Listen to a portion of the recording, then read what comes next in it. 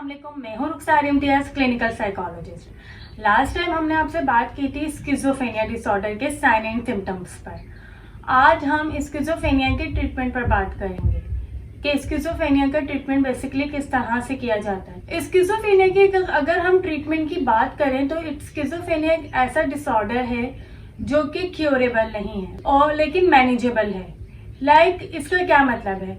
Curable वो diseases होती है कि दुनिया में दो तरह की बीमारियां होती हैं। एक होती है क्योरेबल और एक होती है मैनेजेबल।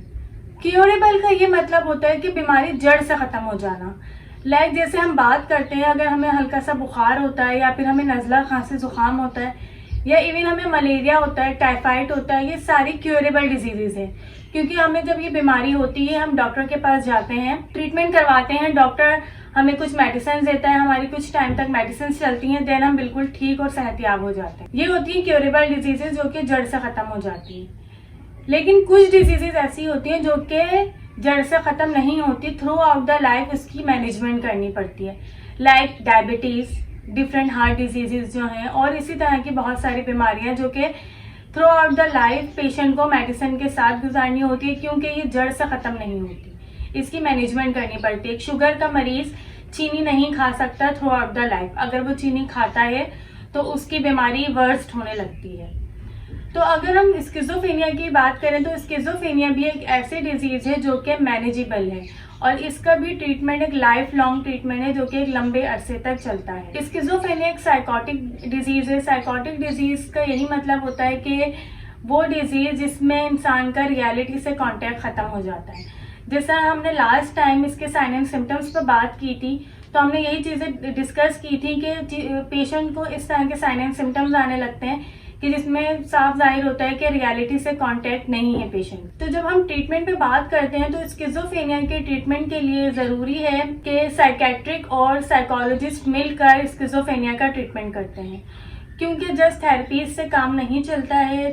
साइकेट्रिक जो है एंटी साइकोटिक मेडिसिन देते हैं जो कि इसके जो साइकोटिक सिम्टम्स होते हैं लाइक हेलोसिनेशंस एंड डिल्यूजन्स, उनको क्योर करने में हेल्प करता है। सेकंड जो है, जो साइकोलॉजिस्ट है वो डिफरेंट थेरेपीज पे वर्क करता है। डिफरेंट थेरेपीज होती हैं एक साइकोटिक या फिर स्किज़ोफ्रेनिक पेशेंट के साथ, जो कि उसे लाइफ की तरफ लेकर आने में हेल्प करती है, उसकी लाइफ को मैनेजेबल बना रही होती है, उसे इस बीमारी से लड़ने के तरीके सिखा रही होती है। तो आज हम उन थेरेपीज को डिस्कस करेंगे कि कौन सी ऐसी थेरेपीज हैं जो कि एक साइकोटिक या फिर स्किज़ोफ्रेनिक पेशेंट के लिए हम यूज कर सकते हैं। साइकोलॉजिस्ट थेरेपीज पे वर्क करते हैं। थेरेपीज की हम बात करते हैं तो स्किज़ोफ्रेनिक पेशेंट के लिए डिफरेंट थेरेपीज डिजाइन की जाती है। सबसे मेन और इम्पॉर्टेंट जो थेरेपी है वो है सीबीटी। सीबीटी का मतलब है कॉग्निटिव बिहेवियर थेरेपी।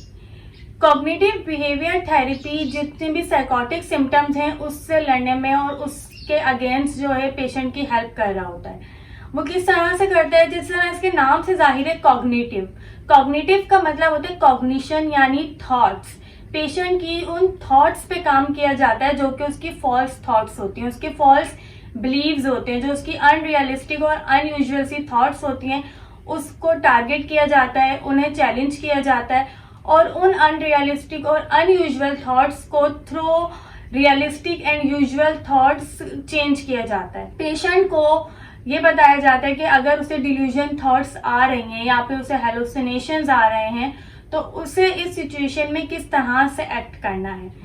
सीबीटी की अगर हम बात करें कॉग्निटिव बिहेवियर थेरेपी की, तो ये जो है इसके जो सेशंस होते हैं वो पेशेंट की कंडीशन पर डिपेंड करता है। इसके जो पेशेंट की कंडीशन होती है उसके हिसाब से इसके सेशंस डिजाइन किए जाते हैं कि पेशेंट को कि मंथली या फिर वीकली कितने सेशंस की जरूरत है। तो सीबीटी एक बहुत ही हेल्पफुल टेक्निक है क्योंकि ये बेसिकली काम की कॉग्निशन पर करती है और जो स्किज़ोफ्रेनिक या साइकोटिक पेशेंट का मसला होता है वो कॉग्निशन का ही होता है, क्योंकि थॉट्स में ऐसी चीज़ें आ जाती हैं कि थॉट्स जो है डिस्टर्ब होने लगती है और जिसकी वजह से क्या हो रहा होता है कि डिल्यूजन और हेलुसिनेशंस आ रहे होते हैं। तो बेसिकली कॉग्निटिव बिहेवियर थेरेपी जो है कॉग्निशन जो है थॉट्स पे काम करती है। सेकेंड जो थेरेपी होती है वो है फैमिली थेरेपी।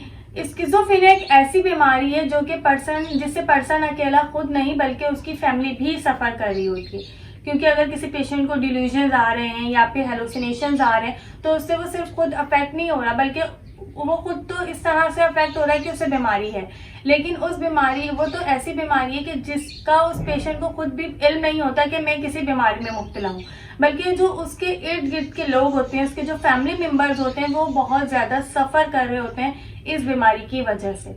क्योंकि अगर एक स्किज़ोफ्रेनिक पेशेंट है और अगर उससे डिल्यूजन्स आ रहे हैं और अगर उसकी वाइफ है, तो वो अपनी वाइफ पर शक व शुबात करता है। उसे इस तरह के डिल्यूजन्स आते हैं कि मेरी वाइफ का किसी के साथ चक्कर चल रहा है, या फिर वो मुझसे प्यार नहीं करती, या फिर वो मुझे खाने में जहर मिलाकर दे रही है, या फिर इवन के मदर से रिलेटेड पेशेंट्स को डिल्यूजन थॉट्स आते हैं कि मेरी माँ मेरे खिलाफ है। इस तरह की थॉट्स आती हैं, तो जिससे क्या होता है कि फैमिली रिलेशनशिप्स खराब होते हैं और फैमिली मेम्बर्स भी सफ़र कर रहे होते हैं। तो फैमिली थेरेपी बहुत ज़्यादा ज़रूरी होती है। इंडिविजुअल थेरेपी यानी पेशेंट की थेरेपीज के साथ साथ फैमिली काउंसलिंग और फैमिली थेरेपी भी ज़रूरी होती है कि फैमिली को सिखाया जाए कि बीमारी के पेशेंट को क्या बीमारी है और वो इससे पेशेंट के साथ किस तरह से इस बीमारी से लड़ सकते हैं और उस पेशेंट की हेल्प कर सकते हैं इस बीमारी को मैनेज करने के लिए। थर्ड जो थेरेपी है वो है आर्ट थेरेपी। स्किज़ोफ्रेनिक पेशेंट के साथ डिफरेंट आर्ट थेरेपीज की जाती हैं जो कि क्रिएटिव एक्सप्रेशन क्रिएट करने में बहुत हेल्पफुल होती है, क्योंकि जितने भी स्किज़ोफ्रेनिक पेशेंट्स होते हैं उनके जो एक्सप्रेशंस होते हैं, हमने पहले भी बात की थी कि उनके जो फेशियल एक्सप्रेशंस होते हैं वो लैक ऑफ फेशियल एक्सप्रेशंस होते हैं, वो कोई फेशियल एक्सप्रेशन नहीं देते, वो इमोशंस को जाहिर नहीं करते, उनके इमोशनली बिल्कुल नमनेस के शिकार हो जाते हैं। तो जितने भी जो आर्ट थेरेपी है वो क्रिएटिव एक्सप्रेशंस को और इमोशंस क्रिएट करने में बहुत हेल्पफुल साबित होती हैं। इसके अलावा सोशल स्किल ट्रेनिंग दी जाती है स्किज़ोफ्रेनिक पेशेंट को, जिसकी मदद से क्या होता है कि उनकी कम्युनिकेशन और उनके जो सोशल एक्टिविटीज़ है, सोशल गैदरिंग है, वो इम्प्रूव होती है। उन्हें डिफरेंट ग्रुप्स में बिठाया जाता है, जिसकी वजह से क्या होता है वो बातचीत करने के काबिल होते हैं, क्योंकि स्किज़ोफ्रेनिक पेशेंट में ये वाली चीज़ भी बहुत ज़्यादा आ जाती हैं कि वो सोशल रिलेशनशिप जो उसका है वो सोशली बहुत ज़्यादा साइडलाइन हो जाता है, सोशली इन नहीं हो पा रहा होता। तो ये चीज़ सोशल स्किल ट्रेनिंग के थ्रू ये सारी चीज़ें पेशेंट की कम की जाती हैं। इसके अलावा दो बहुत अहम चीज़ें हैं जो कि पेशेंट को, एक चीज़ ऐसी है जो कि पेशेंट को अवॉइड करनी चाहिए स्किज़ोफ्रेनिक पेशेंट को, और एक चीज़ ऐसी है जो कि स्किज़ोफ्रेनिक पेशेंट को करनी चाहिए।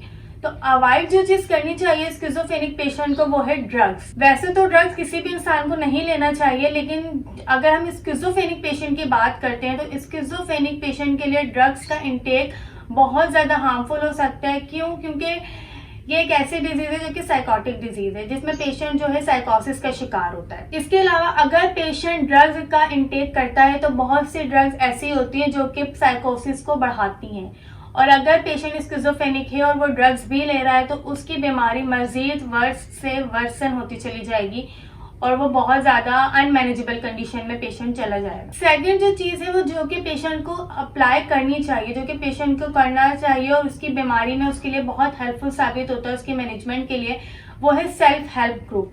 यानी ऐसे ग्रुप्स को ज्वाइन करना चाहिए जो कि खुद इस बीमारी से लड़ रहे हैं। लाइक अगर एक स्किज़ोफ्रेनिक पेशेंट है तो वो इस तरह का ग्रुप ज्वाइन करे जो कि जो अपने ही जैसे पेशेंट्स के साथ मिलकर बैठे और उनकी कंडीशंस को सुने और वो जो अपनी बीमारी से लड़ने के लिए क्या क्या टेक्निक्स अप्लाई कर रहे हैं उनके साथ बैठना बहुत ज़रूरी है। क्योंकि जब एक इंसान अपने ही जैसे दूसरे इंसान के साथ बैठता है और ये चीज़ें देखता है कि मैं भी इस बीमारी से लड़ रहा हूँ और सामने वाला भी इस बीमारी से लड़ रहा है और उसने अपनी लाइफ को इस हद तक मैनेज कर लिया, तो व्हाई नॉट मी, कि मैं ऐसा क्यों नहीं कर सकता। उसके अंदर ये वाली थॉट्स जनरेट होती हैं। ये वो सारी चीजें हैं जो कि एक स्किज़ोफ्रेनिक पेशेंट के ट्रीटमेंट में बहुत ज्यादा हेल्पफुल साबित होती हैं। फॉर फर्दर वीडियोस हमारे साथ रहेंगे। तब तक के लिए अपना बहुत ख्याल रखेंगे। हमारे चैनल को सब्सक्राइब कीजिए और लाइक कीजिए।